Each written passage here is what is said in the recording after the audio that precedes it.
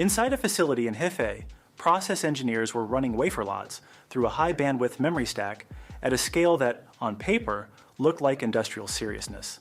Tens of thousands of wafer starts per month, a capital commitment reported in the multi-billion-dollar range, and a group of announcements that placed China on the edge of supplying its own artificial intelligence hardware with memory that could actually keep pace with the compute. That picture, if accurate on the timeline it implied, was the most consequential development in the domestic Chinese semiconductor stack in years. Two bets follow from that picture. The first says, the capital and the capacity are not gestures, that Chinese memory manufacturers have closed technology gaps faster than outside observers priced before, and that high bandwidth memory is the same story compressed into a shorter window. The second says Samsung and SK Hynix are not standing still, that both are already shipping the generation after the one CXMT is targeting, and that a supplier arriving late with a previous generation product does not slot into a customer's roadmap. It forces a design compromise or a product delay on the compute side as well. What this script weighs is which bet the slipping schedule, now reported as pushing volume high bandwidth memory 3 delivery past 2025, and likely out of meaningful 2026 supply, has already begun to settle, and what would have to happen next to reopen the question. The contested anchor here is specific. Volume delivery of high bandwidth memory 3 to domestic Chinese artificial intelligence chip customers, specifically the moment CXMT can ship in quantities that meaningfully relieve the reported memory bandwidth constraint on Huawei's artificial intelligence accelerators. Every weighing returns to that anchor. Does the evidence move the delivery date closer or push it further out? The line shifts each time new data touches that single question. Start with the capacity bet at its strongest. A multi-billion-dollar capital raise and a wafer commitment in the tens of thousands per month are not the behavior of an organization running a laboratory project. Fabs learn by running wafers. The more wafers run, the faster the process knowledge compounds, and Chinese memory manufacturers demonstrated on planar dynamic, random access memory, that the learning curve can close faster than outside forecasters' price.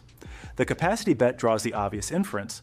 High bandwidth memory is the same story: slow start, compressed catch-up, delivery inside the projected window. The rebuttal lands here, and it is not a soft one. Investment is a necessary condition for volume production. It is not a sufficient one. The high bandwidth memory stack requires multiple dynamic random access memory dies bonded vertically through silicon, then integrated with a logic die via advanced packaging, and the yield rates and process controls that combination demands are qualitatively harder than anything in planar memory. Funding buys the attempt. It does not guarantee the yield. The evidence that tests the two positions is CXMT's own reported schedule, which placed volume high bandwidth memory 3 in 2025, and which has now slipped according to multiple industry reports. The group's own earlier timeline is no longer being restated with its original delivery date. No independent production data has been published or confirmed by a third party. The slip is not a rumor. It is the diagnostic. If the capital commitment were converting cleanly into product-ready yield, the schedule would not have moved. That shifts the line toward the generation gap bet, not because the investment is fictional, but because investment that does not convert to yield inside the stated window is not a near-term rescue for anyone depending on that window.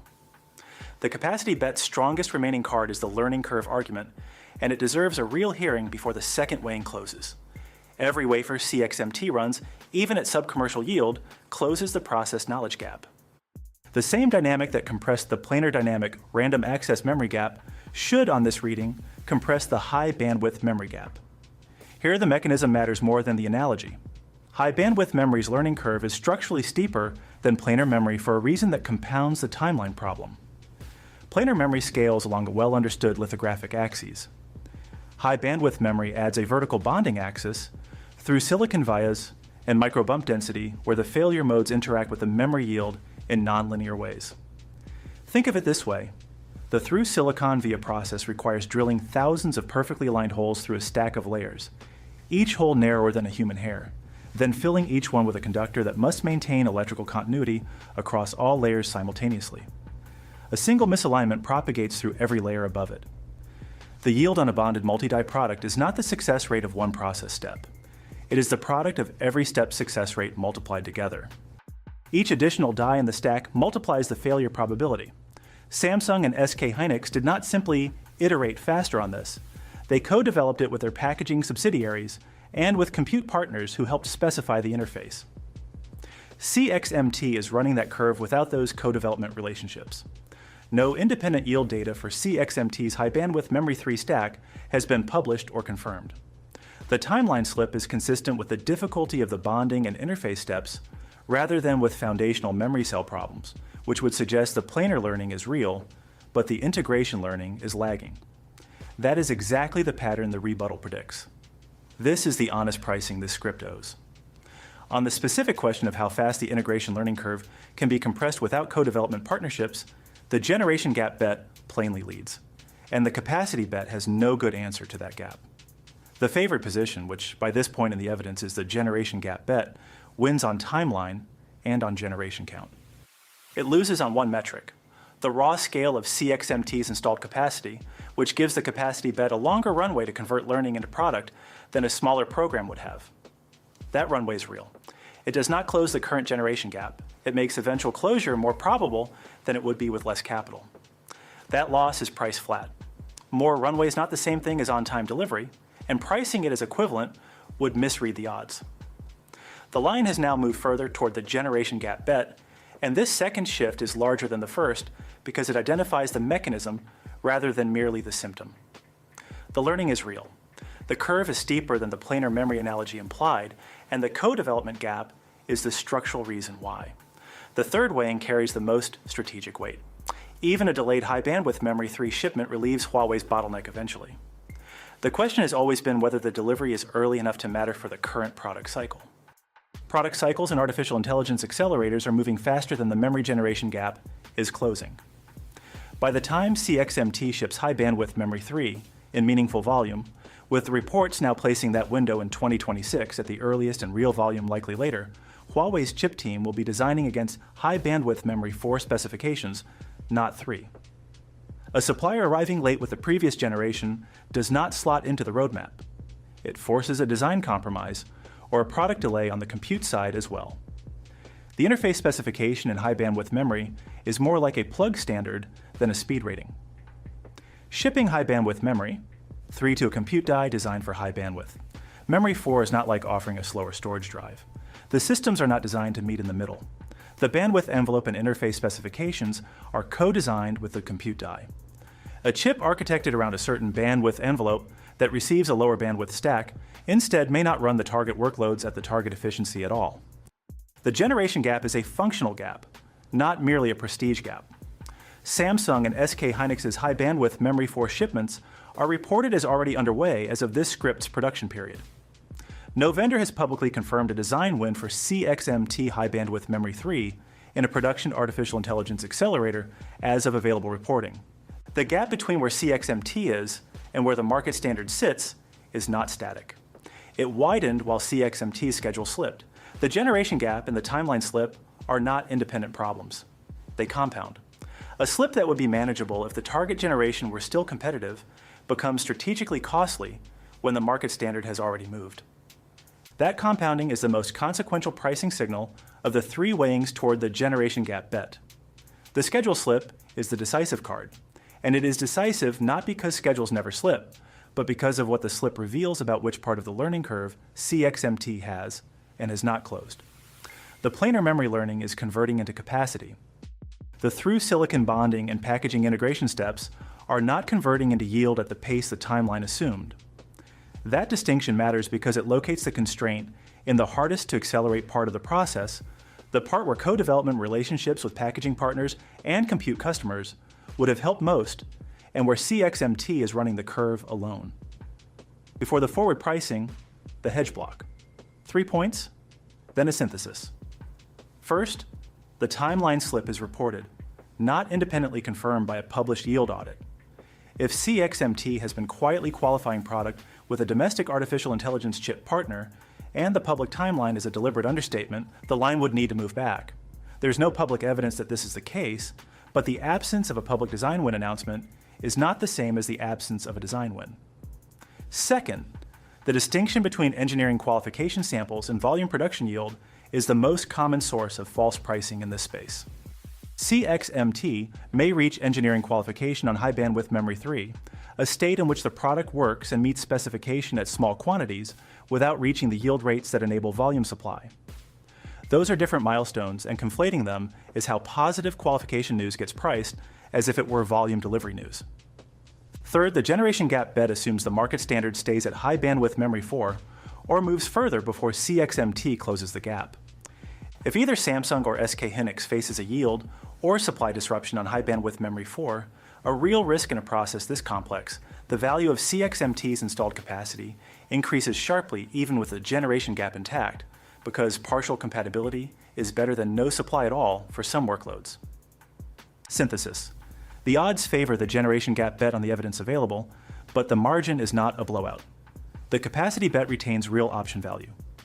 The capital is deployed, the learning compounds, and a supply disruption in the high bandwidth memory 4 market could reopen the near-term rescue thesis faster than the current line implies. The favored bet wins on the specific near-term question, while conceding that the longer-term question remains genuinely open. Now the forward pricing, because the open catalysts are where the real action sits.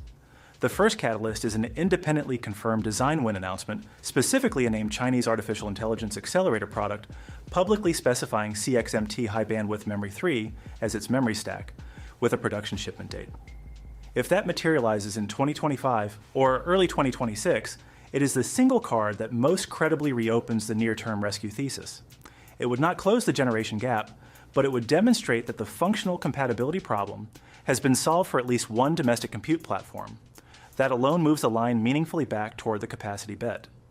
If no confirmed design win with a volume shipment date appears by mid-2026, or if an announced product carries a specification compromise relative to the original accelerator roadmap, the generation gap bet collects on the near-term question, and the line reflects that. The second catalyst is an independent yield disclosure, whether through a peer-reviewed paper from a CXMT-affiliated institution, a third-party equipment supplier's public reference customer announcement, or a procurement filing that specifies delivered quantities. Currently, the odds are set on reported timelines and the slip inference. Hard yield data would reprice the line in either direction. If independent data shows CXMT has crossed a commercially viable yield threshold on the bonding steps, the timeline slip looks like a calibration error rather than a structural ceiling, and the capacity bet recovers significant ground. If independent data confirms yield is still in early qualification territory, the generation gap bet's lead widens, and the near-term rescue thesis effectively closes for the current artificial intelligence accelerator product cycle. The third catalyst is Samsung and SK Hynix supply availability and pricing for high bandwidth memory 4, specifically whether either company tightens allocation in response to export policy or their own capacity constraints. This catalyst does not directly validate CXMT's process, but it changes the value of what CXMT is building. A tightening of high bandwidth memory 4 supply raises the option value of CXMT's installed capacity even without closing the generation gap, because substitution value rises when the alternative is scarcity. Conversely, if high bandwidth memory 4 from the Korean suppliers remains abundant and competitively priced, CXMT's timeline matters only within the domestic Chinese market scope, and the generation gap bet holds its current lead within that narrower frame. The fourth catalyst is CXMT's own next public milestone communication. A second reported delay, or a public withdrawal of the volume timeline without a replacement, would move the line decisively and durably toward the generation gap bet on the near-term question, likely closing the near-term rescue thesis for the current product cycle entirely. An updated timeline that holds through 2 subsequent quarters of reporting, with supporting qualification news, would be the most credible signal that the first slip was a calibration error rather than a structural ceiling.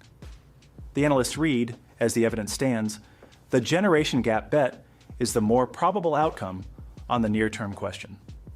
CXMT is unlikely to be a meaningful volume high bandwidth memory 3 supplier to Huawei's current artificial intelligence accelerator cycle. The capital is real, the learning compounds, and the longer-term build is not broken. But a supplier one full generation behind, running a bonding integration curve without co-development partners, and now past its own stated volume window, is not the near-term rescue the capacity bet required. The constraint became catalyst thesis holds for CXMT's existence as a serious high bandwidth memory program. Isolation forced it to develop process knowledge it would otherwise have licensed. It does not hold for the specific near-term bet. The restriction that made CXMT build independently is also the reason the integration learning is slower than a co-developed program would have been. And slower integration learning is exactly what a slipping volume timeline looks like from the outside. Volume high bandwidth memory 3 delivery, the anchor this script opened on, has not arrived. And the reports say it will not arrive on the schedule that made the capacity bet attractive.